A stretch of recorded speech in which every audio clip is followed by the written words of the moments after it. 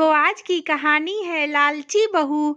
मनोहर अपने माता पिता के साथ एक छोटे से शहर में रहता था।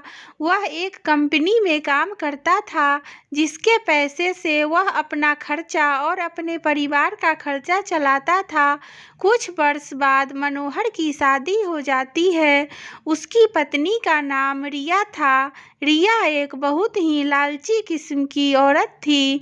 रिया को जब भी पैसे मिलते थे तो वह हर तरह तरह के कपड़े और गहने खरीद लेती थी।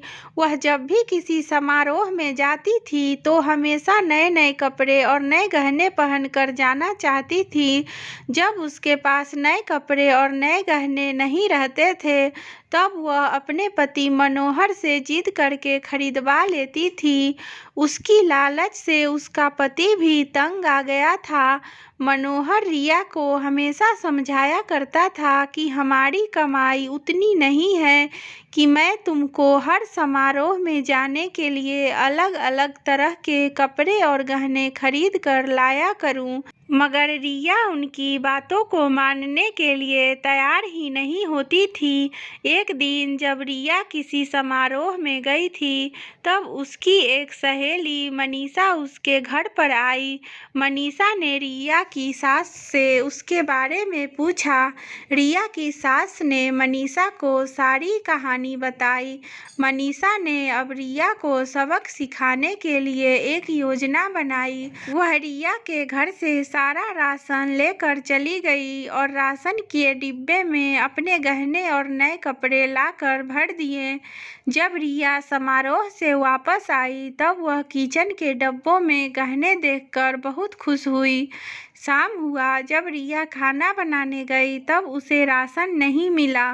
तब वे अपनी सास से पूछी, सारा राशन कहाँ गया? उसकी सास ने जवाब दिया, मैंने सारा राशन और घर का सारा सामान बेचकर तुम्हारे लिए गहने और कपड़े खरीद लिया है। तुम बदल बदल कर हर दिन नया नया पहनो।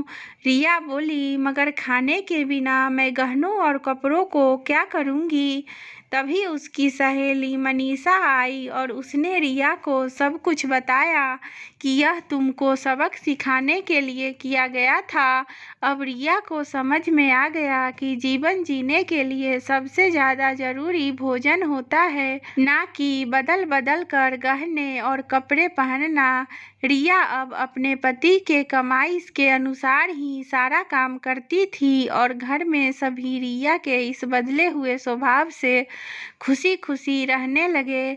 आशा करती हूँ दोस्तों आपको हमारी कहानी पसंद आई हो। अगर कहानी पसंद आई हो तो वीडियो को लाइक शेयर और सब्सक्राइब करें। धन्यवाद दोस्तों।